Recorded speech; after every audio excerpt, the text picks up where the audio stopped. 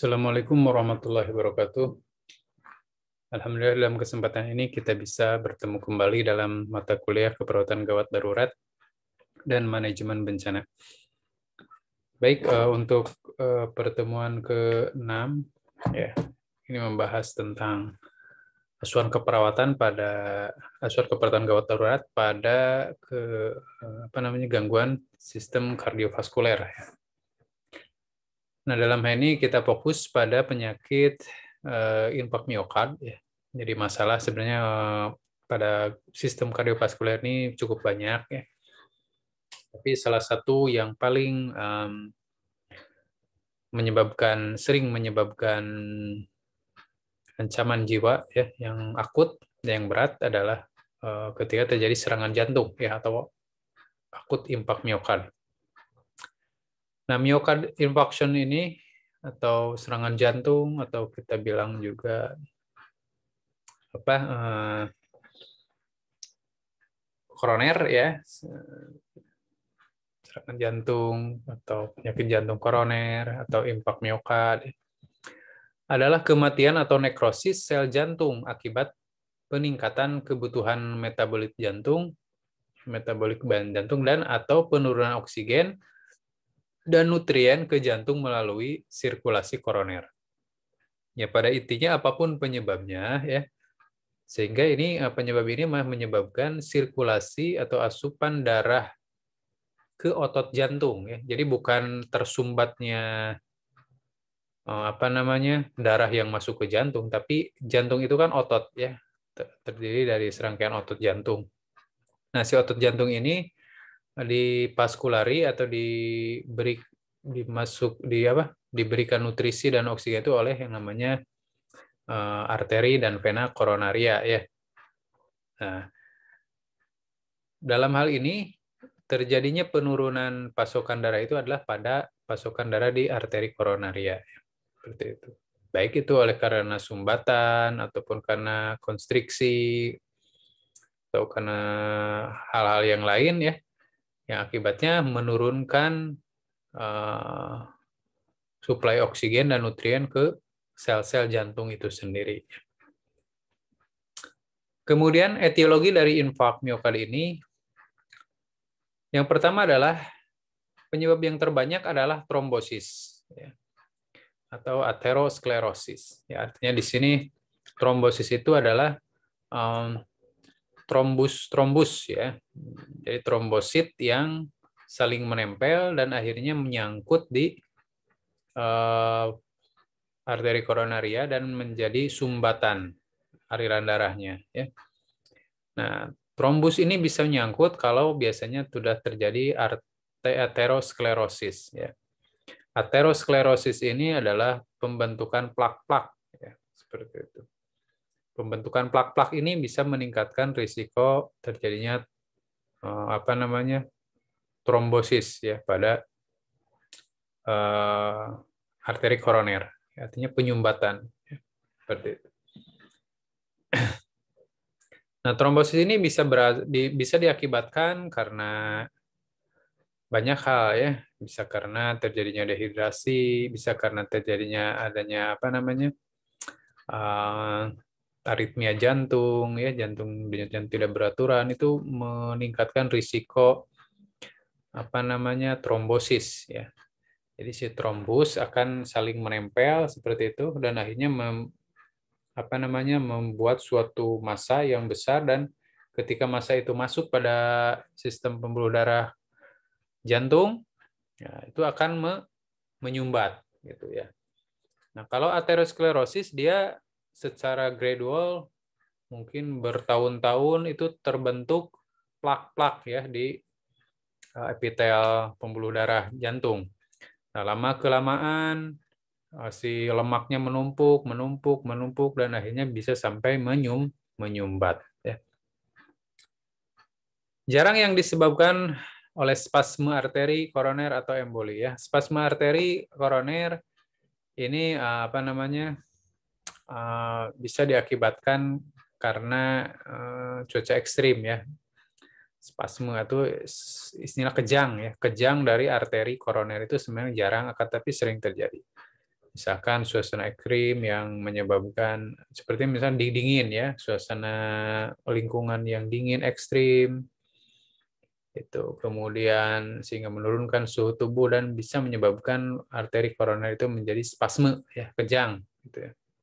Kalau kejang kan kaku ya, kaku itu tidak bisa membesar dan mengecil. Jadi sebenarnya kecil jadi kaku dia.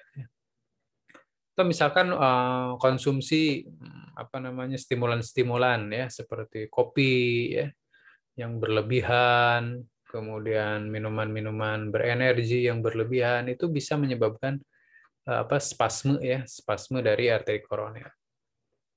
Kemudian apa lagi ya? Ya mungkin apa namanya zat-zat kimia tertentu ya bisa menyebabkan gangguan pembuluh darah ya. Atau apa namanya? Vasokonstriktor ya, seperti adrenalin, seperti itu ya, atropin, adrenalin itu bisa menyebabkan apa namanya? Vasokonstriksi pembuluh darah ya. Kemudian juga jarang juga emboli ya. Emboli itu artinya trombus yang kalau trombosis itu dia pembentukan trombus di arteri koroner ya, jadi menyumbat. Kalau embolus itu dia trombus yang apa namanya berasal dari tempat lain biasanya ya. Jadi terbentuknya embolisme ya. Embolisme itu adalah trombus yang berasal dari tempat lain ya. Sering memang dari paru-paru gitu ya. Kemudian dari hepar juga sering menyebabkan. Jadi kalau masalah paru terjadi masalah paru-paru itu bisa sering terjadi apa namanya serangan jantung ya. Karena terjadi emboli ya. Kemudian hipotensi atau gagal jantung oleh karena refleks sistem saraf otonom ya. Jadi orang yang hipotensi ya, kemudian gagal jantung itu menyebabkan aliran darah menjadi lambat ya. Sehingga di sini risiko terjadinya apa namanya hipovaskuler di arteri koroner jantung itu jadi meningkat ya. Jadi kurangnya pasokan darah ke jantung, nah ini bisa menyebabkan impak miokard. Akibat dari pengaturan sistem saraf otonom ya. Jadi yang mengatur denyut jantung itu adalah sistem saraf otonom yaitu simpatis dan parasimpatis. Kemudian berkurangnya atau penumpuknya kontraktilitas jantung. Ya ini bisa diakibatkan dikarenakan tadi gagal jantung tadi ya. Jadi penurunan daya kontraktilitas ya jantung. Ya, akibat bisa menyebabkan tensi darah menurun dan juga pasokan darah ke arteri koroner itu sendiri juga akan menurun. Ya. Atau bisa karena penyakit jantung seperti perikarditis, ya endokarditis. Ini menyebabkan kemampuan kontraktilitas otot jantung juga menurun. Ya. Atau riwayat impak miokard sebelumnya, ya. Kemudian gangguan elektrolit seperti gangguan adanya natrium, ya, hiponatremi, hipokalsemi. Nah, ini menyebabkan kontraktilitas jantung menurun. Faktor risiko AMI atau akut miokard infark ini yang pertama adalah faktor yang tidak dapat dimodifikasi. Ya. Jadi orang-orang yang memiliki riwayat keluarga positif ini harus hati-hati ya. Kemungkinan ada faktor keluarga yang menyebabkan penyakit jantung pada turunannya itu bisa terjadi ya. Bisa diturunkan. Peningkatan usia. Ya, di sini terutama usia yang semakin tua ya, semakin tua otot regenerasi sel semakin menurun. Kemudian kualitas dari pembuluh darah juga semakin menurun ya, terutama dari elastisitasnya. Jadi semakin tua pembuluh darah itu semakin kaku ya, yang akhirnya nanti berimbas pada peningkatan tensi darah ya. Tensi darahnya semakin meningkat.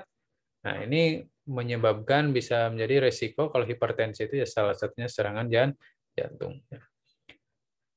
Jenis kelamin terjadi 3 kali lebih sering pada pria dibanding wanita. Ya, ini bisa diakibatkan karena perilaku juga ya, lingkungan, keturunan sebenarnya ya. Nah, jadi sebenarnya di sini faktor jenis kelamin memang sering terjadi pada laki-laki ya. Ya, paling dipengaruhi oleh faktor gaya hidup ya, seperti merokok, kegemukan, gaya hidup tidak sehat, gaya hidup yang monoton, tidak sering berolahraga ya, semacam itu. Kemudian ras ya, insidensi tinggi pada penduduk Amerika keturunan Afrika dibandingkan Kaukasia. Artinya di sini ras Amerika Afrika ya, ini lebih banyak terkena serangan jantung, dan juga dibanding Kaukasia ya, yang bule asli gitu ya. Kemudian faktor risiko yang dapat dimodifikasi, artinya di sini kita bisa mengendalikan faktor-faktor ini ya, meskipun kita memiliki misalkan faktor-faktor yang sifatnya non-modifiable ya, seperti misalkan ada keluarga kita, misalkan keluarga gitu pemilik pernah mengalami serangan jantung atau mengalami faktor kegemukan, hiperkolesterol semacam itu. Ya, kita bisa memodifikasinya sebagai pencegahannya ya. Jadi kalau ada keluarga yang hipertensi, bagaimana kita memanage agar di masa depan kita tidak mengalami hipertensi seperti mereka ya, karena faktor itu kemungkinan besar untuk diturunkan ya, bahwa setiap penyakit itu ada faktor keturunannya ya. Minimal karakteristik dari tubuh kita ini mirip dengan leluhur kita gitu ya, ayah, ibu, itu ya, kakek, nenek, semacam itu. Jadi kita harus hati-hati. Kemudian misalkan di sini kolesterol darah tinggi, ya kita bagaimana berdiet rendah kolesterol. Sekarang banyaklah informasi-informasi jenis-jenis makanan apa yang rendah kolesterol, bagaimana kita menurunkan kolesterol ya dengan olahraga apa, semacam itu. Kemudian tekanan darah tinggi. Nah, di sini juga bisa dikendalikan ya. Meskipun penyakit tekanan darah tinggi ini ada sifat faktor keturunannya sangat kental ya, tapi di sini kita bisa mengendalikannya ya. Mengendalikannya dengan misalkan ya menurunkan berat badan, menurunkan tingkat kolesterol yang tinggi ya, berhenti merokok dan sebagainya. Merokok juga ya. Nah, merokok ini juga meningkatkan intake radikal bebas ya ke dalam tubuh kita ya. Radikal bebas ini bisa merusak kualitas dari sel-sel tubuh kita ya. Nah, kalau kualitas sel-sel tubuh kita terutama sel-sel epitel ya, pembuluh darah. Nah, sel-sel pembuluh darah bisa mengalami kerusakan ya dengan cepat, penuaan, sehingga di sini lama kelamaan bisa menyebabkan namanya arteriosklerosis ya, atau pengerasan pembuluh darah ya dengan merokok itu. Maka sebaiknya dihentikan atau diimbangi dengan olahraga ya. Ini merokoknya merokok ringan, tapi olahraganya juga teratur ya, semacam itu. Ya sebaiknya sih berhenti gitu ya. Kemudian obesitas, ya, kegemukan jelas ini ya. Dengan besarnya penampang tubuh ini menyebabkan jantung akan lebih keras berupaya untuk memenuhi kebutuhan tubuh kita ya. Kalau badannya kurus kan dengan sekali sistol aja mungkin darah sudah cukup lah ya. Sehingga jantung nyantai, kerjanya nyantai kalau orang yang kurus ya. Tapi kalau pada orang yang gemuk itu kenapa rata-rata menjadi hipertensi? Karena itu penampang tubuhnya juga lebih besar ya.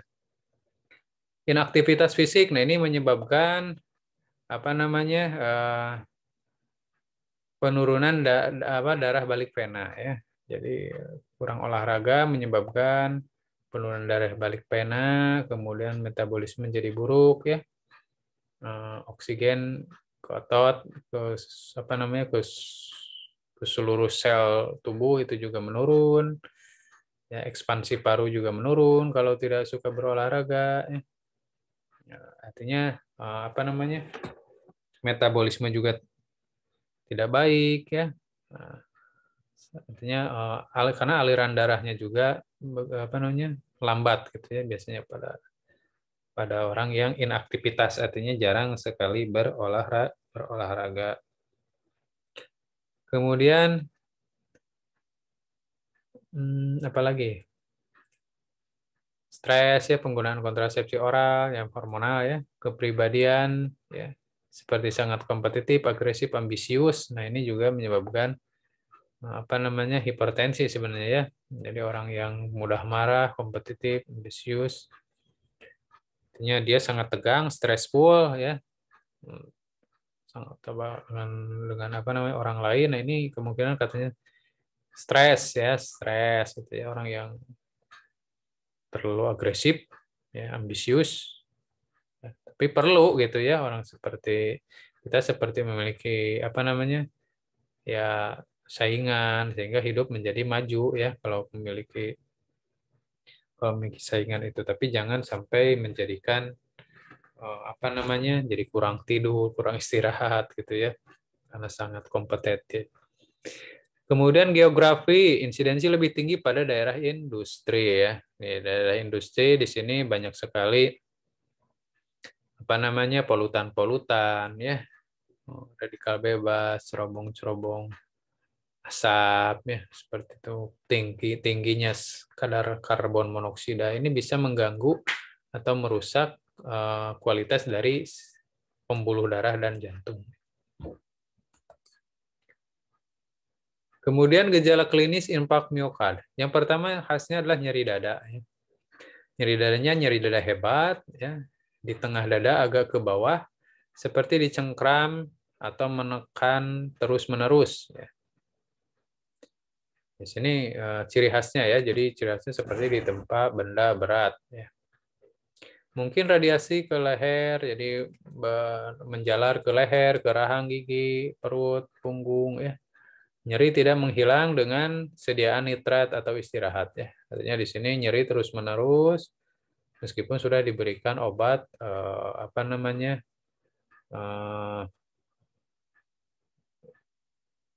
vasodilator ya, seperti nitrat gitu ya. Ini nitrat ini biasanya diberikan ketika mengalami nyeri dada yang dicurigai angina pectoris ya, atau nyeri dada karena nyeri dada. Nah, ini nitrat ini bisa mendilatasikan pembuluh darah koroner ya, sehingga dengan berdilatasi darah bisa mengalir kembali di dalamnya ya. Tapi hal ini kalau pada AMI itu tidak bermanfaat ya, jadi tetap nyeri ya. Karena nyerinya bukan karena penyumbatan lagi ya, tapi karena rusaknya sel jantung gitu ya. Jadi sudah rusaknya sel jantung, percuma bukan percuma sih, agak terlambat gitu ya diberikan vaskularisasi lagi, karena yang menyebabkan nyerinya itu adalah sel jantungnya yang rusak.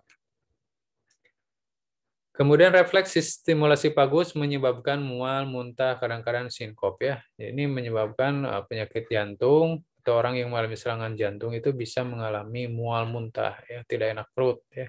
Tegang perutnya bahkan sampai pingsan ya. Kadang-kadang meteorismus ya, atau berhentinya saluran peristaltik ya. Lius paralitik, nyeri perut seperti dililit ya. Kemudian diare maupun cegukan, sesak napas, ya. Gagal jantung kiri, demam sesudah 24 jam sekitar 38,5 derajat Celcius selama 3-4 hari ya. Jadi merasakan demam ya.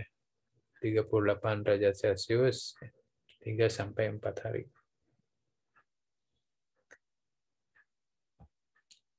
Kemudian diagnosis infark miokard, adanya perubahan EKG yang khas dan atau kenaikan enzim otot jantung yang bermakna disertai ataupun tidak disertai gejala klinis ya.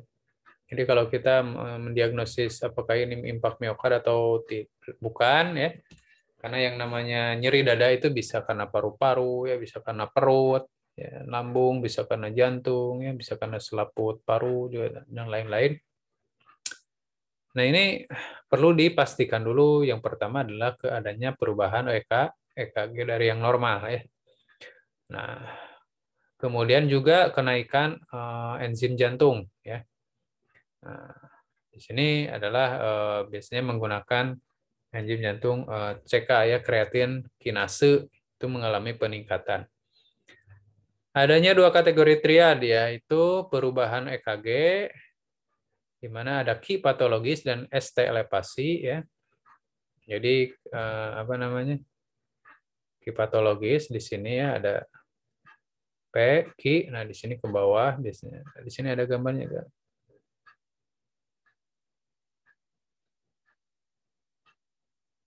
Oh, ini gambaran iskemik saja ya. Kalau jadi ada STEMI dan non-STEMI ya. ST elevasi miokard infark dan non-STEMI ST elevasi. Jadi kalau elevasi itu adanya infark miokard ya. Dan kenaikan enzim otot jantung seperti kreatin fosfokinase, CKMB ya. Itu kreatin kinase di dalam darah, LDH ya.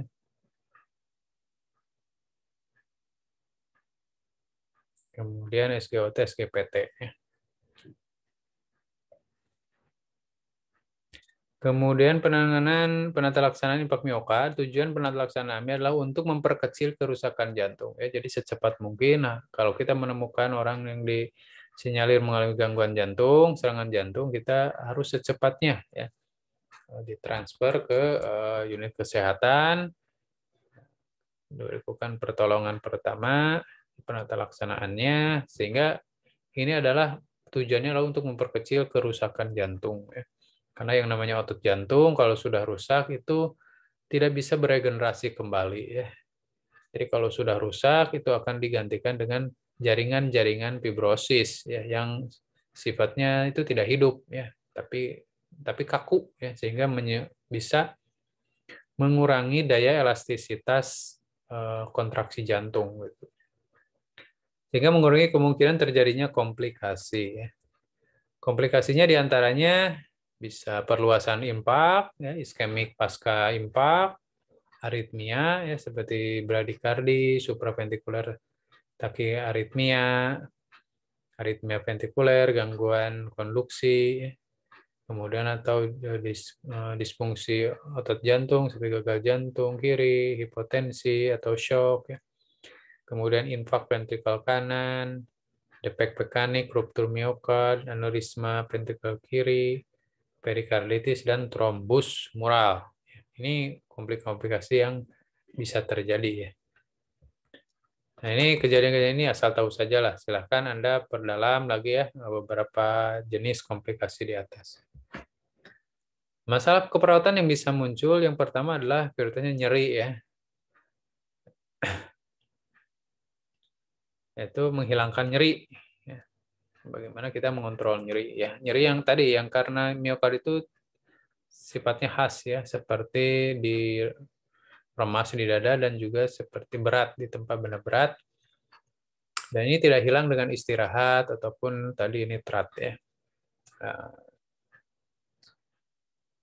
Atau disebut nitrogliserin ya. Nitrogliserin itu tidak yang di sublingual itu yang di obatnya dikasih di bawah lidah itu kurang bermanfaat ya, bukan tidak bermanfaat, kurang bermanfaat gitu ya. Karena terlambat gitu. Nah, apa namanya? Penanganan nyeri pada penyakit inilah dengan menggunakan narkotik ya, obat-obat narkose seperti morfin ya, petidin gitu ya, sifatnya narkotik ya. Dan ini harus diawasi ya oleh perawat dalam penanganan dan pemberiannya karena bisa mengalami withdrawal syndrome ya. Jadi ketagihan. Ya, seperti itu. Jadi diberikan narkoba ya, narkoba gitu, pasiennya. Kemudian bukannya ke pasien mungkin perawat yang pakai bisa saja gitu ya. diberikan we 3 parapat, saparapatna jeung pas yang perawat, yang play bisa itu ya. Ini benar-benar harus diawasi makanya ya. Bahkan di dalam pemberiannya pun setelah diberikan si botolnya itu harus dikembalikan ke apotek lagi gitu ya karena saking ketatnya pemberian obat ini. Kemudian menurunkan kerja miokard ya dengan memberikan posisi yang bisa datar ya, bisa semipolar lah. Nah, semipolar ya. 15 atau 30 derajat semacam itu. Kemudian kalau hipertensi dengan menurunkan tensinya ya dengan menggunakan beta blocker ya. Kemudian mencegah atau mendeteksi dan membantu pengobatan disritmia yang mengancam hidup atau komplikasi ya. Artinya kalau adanya gangguan irama jantung kita deteksi dan apabila memang itu irama jantungnya sangat berbahaya gitu ya seperti VF dan VT gitu ya, ventricular tachycardia dan fibrilasi ventrikel itu disarankan untuk misalkan diberikan kejut ya, diberikan defibrilator ya, dengan irama kejut itu ya. Ya, atau misalkan kalau mengalami bradikardi yang sifatnya tidak bisa membahayakan, ya, itu bisa dikolaborasikan dalam pemasangan pacemaker ya, baik itu secara temporer maupun pacemaker yang sifatnya permanen.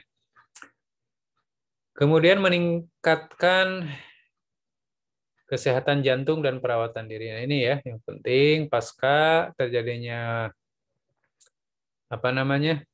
serangan jantung, maka pola hidup itu harus 100% dirubah ya. Yang tadinya merokok, berhentilah merokok, alkohol, berhenti sama sekali alkohol ya. Yang ngopi, ya mungkin kalau tidak ada kontraindikasi dari dokternya, mungkin dibatasi ya. Kemudian apalagi begadang gitu ya, makan makanan yang tinggi lemak, tinggi kolesterol itu jelas harus dikurangi. Berolahraga yang teratur ya, 30 menit sehari cukup, aerobik. Ya. Cycling bersepeda ulah futsal ya, jangan futsal atau angkat besi, angkat beban semacam itu. Ya, dihindari lah gitu ya karena bisa menyebabkan denyut jantung bekerja terlalu keras gitu ya. Olahraga perlu tapi disesuaikan dengan kemampuan intinya ya, kemampuan jantung perlahan-lahan ya. Semacam itu di bawah instruktur lebih baik.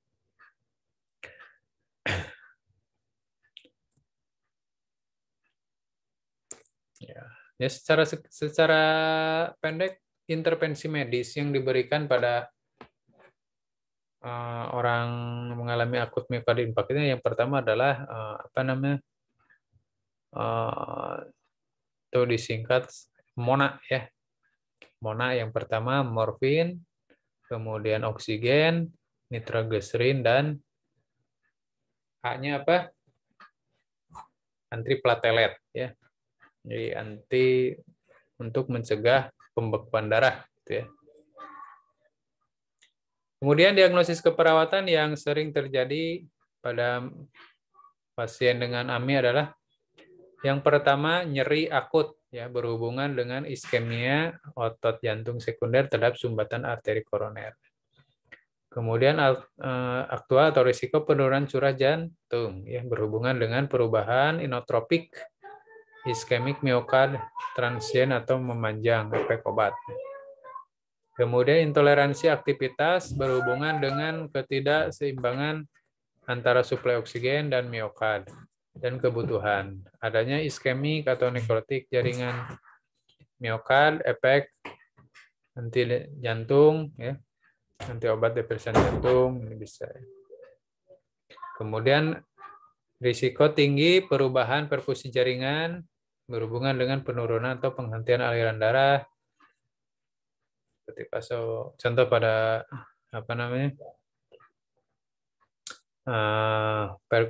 vasokonstriksi, ya hipopolemi atau kebocoran dan pembentukan tromboemboli.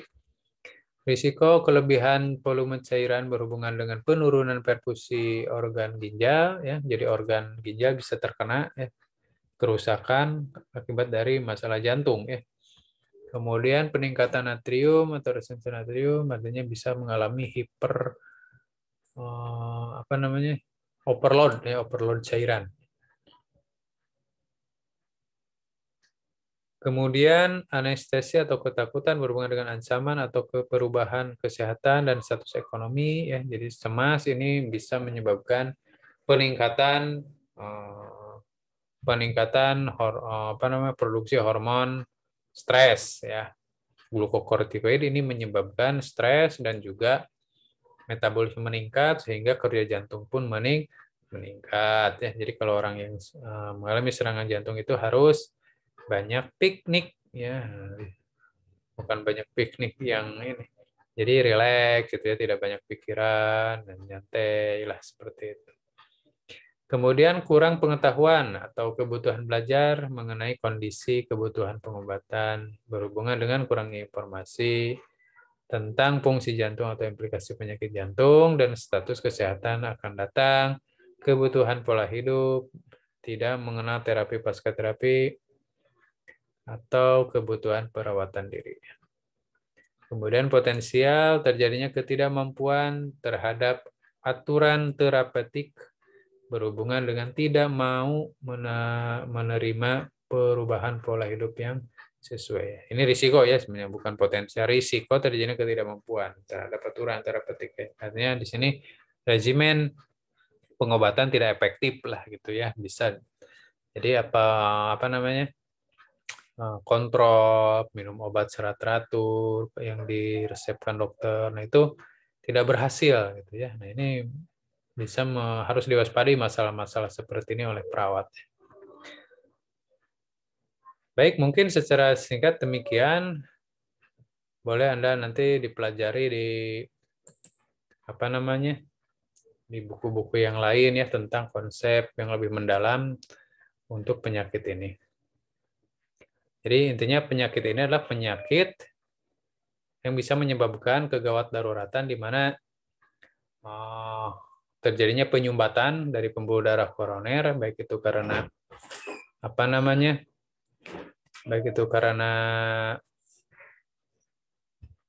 emboli, ya, atau karena trombus, atau karena aterosklerosis dan sebagainya.